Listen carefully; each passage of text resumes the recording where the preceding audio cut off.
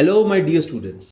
In this class, we are going to study a very important electrical device, that is cathode ray oscilloscope or simply CRO. Right, आप oscilloscope को study करेंगे। सो आप oscilloscope की diagram देख सकते हैं। ठीक है, लेफ्ट साइड पर इसकी एक डायग्राम बनी हुई है और राइट साइड पे एक रियल पिक्चर ऑफ सीआरओ। ठीक है, एज यू कैन सी के इसके ऊपर एक ऑल्टरनेटिंग वोल्टेज का सिग्नल डिस्प्लेड है। ठीक है, अब किसी भी वेव फॉर्म को जनरली हम सिग्नल कहते हैं, you can call it a wave form, right. So CRO क्या काम करता है?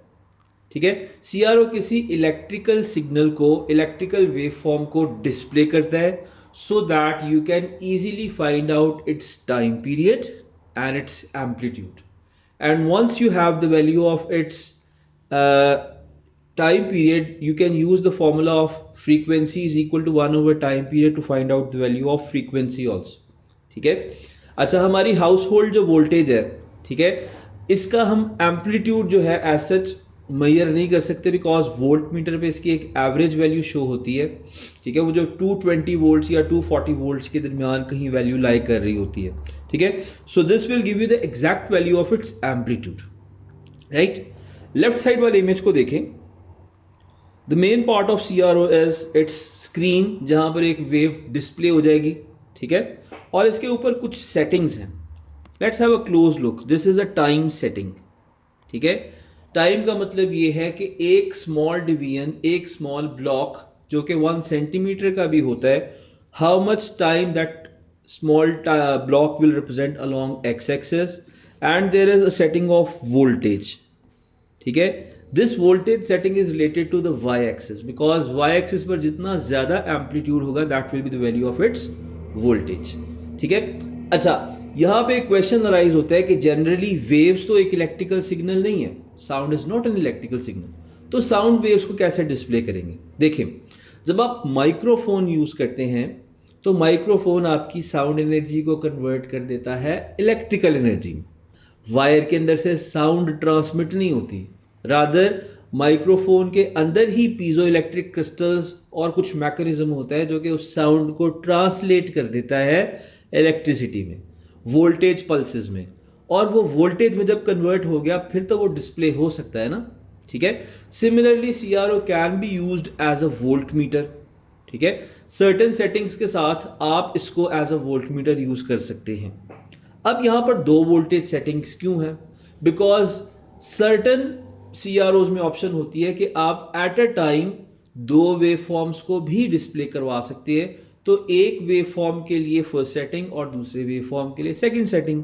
There are other complex switches, complexities इसमें हैं, लेकिन हमने उस कॉम्प्लेक्सिटी की डिटेल में नहीं जाना। ठीक है, अच्छा, this is the real picture of CRO. इसमें आप देख सकते हैं कि एक ऑल्टरनेटिंग वेव, ऑल्टरनेटिंग करंट जो है इसके ऊपर ऑलरेडी डिस्प्लेड है।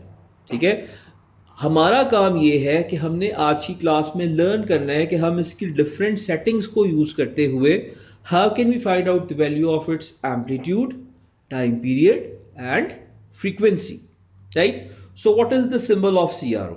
फॉर एग्जाम्पल, आपने किसी इलेक्ट्रिकल सिग्नल में इसको ड्रॉ करना है तो आप इसकी जगह क्या ड्रॉ करेंगे? So this is the symbol, आप लोग लिखे symbol of CRO. The symbol of CRO is simply a circle. ठीक है, और इसके अंदर इस तरह का एक वेव फॉर्म बना होता है। This is the symbol of CRO जो कि आपके सिलेबस में भी बना हुआ है। तो आप जिस तरह वोल्ट मीटर को पैरेलल में कनेक्ट करते हैं, you can connect the value of, you can connect the CRO in the parallel with your circuit. ठीक है, या जहां पर आपको इसकी ज़रूरत है। सो आपको पूरा सीआरओ ड्रॉ करने की ज़रूरत नहीं है, you will draw this circuit, this symbol. Okay, now CRO के अंदर दो मेजर सेटिंग्स होती हैं। ठीक है, for example let's come to this screen of CRO. ठीक है, इसके अलोंग दो बॉक्सेस हैं। ये जो बॉक्स है, each box is represented as 1 centimetre और 1 डिवीजन। ठीक है, इस सीआरओ की दो सेटिंग्स बताई हैं। जो सेटिंग अलोंग एक्स एक्सिस है, एक्स एक्सिस के अलोंग हमेशा टाइम आएगा। एक्स एक्सिस के अलोंग जो सेटिंग होगी that is called as time based setting. time base setting, and the setting along y plate is always voltage, and this is referred as y gain. ठीक है, जैसा कि आपको बताया गया है कि आप इन नॉब्स को यूज करते हुए according to your voltage and its respective time period एक डिसेंट डिस्प्ले के लिए आप इसकी वैल्यूज को रीएडजस्ट कर सकते हैं from the knobs of CRO.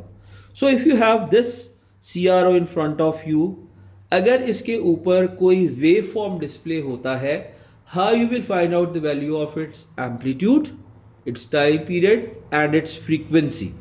For example कि इस वक्त इस पर्टिकुलर CRO की सेटिंग है, along x axis time base setting is 50 milliseconds per centimeter या पर डिवीजन. ठीक है, अगर हमने यहां पर सेंटीमीटर यूज किया है तो थ्रू आउट हम इसको सेंटीमीटर्स ही यूज कर लेते हैं. ठीक है, सो लेट्स अज्यूम कि आपके पास जो वेव फॉर्म इसके ऊपर डिस्प्ले हुआ है, that wave form is varying like this. I am drawing certain points 1, 2, 3, 4, 5 and 6. ठीक है, in a certain pattern मैं इन points को join करूंगा so that you can see a signal on the CRO. So the wave displayed on CRO is something like this, right? So your goal, first point should be you have to identify the mean position of this waveform, right? So this line is the mean position. मैंने यहाँ पर इसको एक black line से दोबारा से show कर दिया है. This is the mean, right? Okay. Along x-axis, each box, each centimeter is representing a time of 50 milliseconds, not 50 seconds. ठीक है, सो आप क्या करेंगे, आप सबसे पहले ये करेंगे कि आप इसको ट्रीट करेंगे जस्ट लाइक अ स्केल, जैसे कि 1 centimetre is equal to 50 milliseconds, और वाई गेन की वैल्यू गिवन है 2 volts per centimeter. ठीक है, इसका मतलब ये है कि each box, each centimetre is representing voltage of 2 volts. सबसे पहले आप एक्स एक्सिस के अलॉन्ग आ जाएं. आपका वेव फॉर्म इस सर्टेन पॉइंट, इस फिक्स पॉइंट से स्टार्ट हो रहा है, और देखें कि ये एक साइकिल कितनी डिवीजन्स में कंप्लीट हो रही है. 1 cycle is being completed in this much divisions. So 1 cycle is lying between this point to this point. Let's count the boxes. These are 1, 2, 3, 4, 5, 6, 7 and 8 boxes. इसका मतलब ये है कि आपका टाइम पीरियड कितने बॉक्सेस में आ रहा है. Your time period is appearing in 8 boxes. So let's find out the value of time period. 1 centimetre कितना टाइम रिप्रेजेंट कर रहा है, 50 milliseconds. So the value of your time period would be 8 boxes या 8 centimetres multiplied by 50 milliseconds. ठीक है, so 8 multiplied by 50 is simply 400. So it is 400 milliseconds, or 400 divided by 1000, and this is equal to 0.4 seconds. So इस वक्त जो आपके पास voltage displayed है, alternating voltage displayed है, its time period is 0.4 seconds. What is the corresponding value of its frequency? So if you have to find out its frequency, frequency is given by the formula.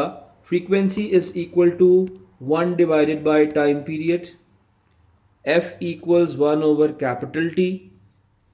F equals 1 divided by your time period is 0.4, and it will come out to be 2.5, and the SI unit of frequency is hertz.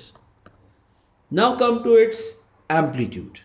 ठीक है, amplitude के लिए जो reference point है, that is your mean position. This is the mean position, right? So इस mean position से अगर आपने एम्पलीट्यूड मेजर करना है तो आप देख सकते हैं कि मीन पोजीशन से कितने बॉक्सेस ऊपर और कितने बॉक्सेस नीचे हैं. अगर आप इसको आइडेंटिफाई करें, these are 3 boxes above and below mean position. ठीक है, मैंने इस पिंक कलर की लाइन से रिप्रेजेंट किया 1, 2 and 3 boxes above mean position, and similarly 1, 2 and 3 boxes below the mean position. So the amplitude of this waveform is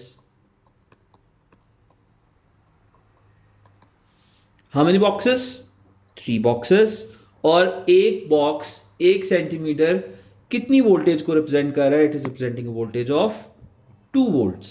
So 3 multiplied by 2, amplitude is coming out to be 6 volts, right? So this is a simple concept of CRO. आप time based setting को use करते हुए time period और Y plate setting को use करते हुए Y gain को use करते हुए you can find out the value of its amplitude. और फ्रीक्वेंसी फाइंड आउट करने के लिए once you have the value of time period you can use the formula frequency is equal to 1 over time period, so you can calculate. अच्छा, इसमें और volt meter में difference क्या है? डिफरेंस ये है कि वोल्ट मीटर पे आपको सिर्फ वैल्यूज को रीड करना होता है, ठीक है, लेकिन यहां पर सीआरओ के अंदर आपको सर्टेन कैलकुलेशंस करके राइट आंसर तक पहुंचना होता है. और आपने डिवीजन्स काउंट करके और उसको जस्ट जिस तरह से हम स्केल लेते हैं, स्केल को डील करते हैं, उसी तरह की कैलकुलेशंस करते हुए you have to find the value of time period, right? So we will do a question, और इस क्वेश्चन से आपकी अंडरस्टैंडिंग और इंक्रीज होगी, right? So here we have a question in front of us, and this question is very important because इस तरह के question P1 और P2 में बड़े frequently आते हैं, right? अच्छा, इस question का prerequisite ये है कि आपको electromagnetic waves की वजह से speed of light in vacuum की value पता होनी चाहिए, and the speed of light in vacuum is represented by symbol C. Its value is 3 multiplied by 10 raised to power 8 meters per second. ठीक है? सो सिर्फ लाइट नहीं, सारी की सारी electromagnetic waves travel at speed of light, ठीक है? This speed is for vacuum और air. So the question is in front of us, और क्वेश्चन में जो डायग्राम है, डायग्राम शो कर रही है कि you have a transmitter receiver, ठीक है? ये क्या चीज ट्रांसमिट कर रहा है? ये माइक्रोवेव्स को ट्रांसमिट कर रहा है to the reflector, and they are travelling a distance d, and they are being reflected back and they are received at the receiver, और उसके बाद transmitted pulse और received pulse are displayed on the screen of CR. ठीक है? Let's read the question together. Microwave pulse is incident on a reflector and received back, right? Transmitted pulse is received back. Transmitted and received pulse is shown on CRO. ठीक है? Here is your transmitted pulse and here is your received pulse. ठीक है? अच्छा, इसमें आपकी received pulse का amplitude थोड़ा सा रिड्यूस क्यों हो गया? जब सिग्नल, जब पल्स रिफ्लेक्ट बैक होके आएगी तो उसकी इंटेंसिटी थोड़ी बहुत कम हो जाएगी ना, तो इंटेंसिटी कम हो जाएगी, उसकी स्ट्रेंथ कम हो जाएगी, तो उसका एम्पलीट्यूड भी थोड़ा सा रिड्यूस हो जाएगा. ठीक है? Determine the distance between transmitter and reflector, right? Transmitter and reflecting screen के दरमियान आपने डिस्टेंस फाइंड आउट करना है. So here is your transmitter and here is your reflector. In short you have to find out the value of distance d. So firstly आपको ये determine करना है कि ये जो वेव्स हैं ये किस स्पीड से ट्रैवल कर रही हैं. आइडेंटिफाई करें ये कौन सी वेव्स हैं. These are microwaves and this is one major component of electromagnetic waves, right? तो इनके लिए जो आप स्पीड अज्यूम करेंगे वो स्पीड ऑफ लाइट ही होगी ना, which is 3 into 10 raised power 8 meters per second. So आपने इस क्वेश्चन में याद रखना है, कोई भी क्वेश्चन इलेक्ट्रोमैग्नेटिक वेव से रिलेटेड आ जाएगा, you have to use the value of speed which is given. ठीक है? गिवन नहीं बल्कि आपको ये याद भी होनी चाहिए. It's value is 3 into 10 raised power 8 meters per second, right? So waves ने टोटल डिस्टेंस कितना ट्रैवल किया? d. No, waves have traveled a total distance of 2d, right? So here I am writing the value of speed is speed of light in vacuum, which is c, and its value is 3 multiplied by 10 raised to power 8 meters per second. Total distance traveled by waves is d plus d, and that total distance is 2d. Now we have to find out in how much time the waves have reflected back and received back at the receiver. That time would be found out using the CRO. ठीक है, आपकी ये transmitted pulse और receive pulse के दरमियान कितने blocks हैं? Let's count these blocks. This is 1 2 3 4 5 6, right. Centre of transmitted pulse से सेंटर ऑफ रिसीव पल्स के दरमियान total number of boxes are 6. ठीक है, so let's find out the value of time. This time can be calculated by using the time based setting. इस case में आपकी time based setting ये given है 20 microseconds पर centimetre. So 6 multiplied by 20 micro is 10 raised to power minus 6 seconds. So let's calculate the value of this time using calculator. 6 multiplied by 20 multiplied by 10 raised to power minus 6. This value is equal to 1.2 multiplied by 10 raised to power minus 4 seconds. ठीक है, तो आपके पास time की value कितनी आ गई? 1.2 multiplied by 10 raised to power minus 4 seconds. ठीक है, what should be the last step? You have to find out the value of distance. ठीक है, सिंपली डिस्टेंस की इक्वेशन लिखेंगे. Distance is equal to speed multiplied by time. Your total distance is 2d. Speed is speed of electromagnetic waves, बार बार repeat कर चुके हैं, 3 multiplied by 10 raised power 8 and your total time is 1.2 multiply by 10 raised power minus 4. ठीक है, so 3.8 3 into 10 raised power 8 multiplied by 1.2 into 10 raised power minus 4 as 36,000. ठीक है, so 2d is equal to 36,000. d is equal to 36,000 divided by 2. This value is coming out to be 18,000 meters. और अगर आपने इस answer को kilometres में convert करना है, this would be 18 kilometers, right? So the distance between transmitter and the reflecting screen is 1800 kilometers. Sorry, 18 kilometers, right? So this is how you treat the questions of CRO. इसकी practice करेंगे उतने आपके concepts और refine होते जाएंगे. So see you in the next video of Slate. Stay tuned. Thank you.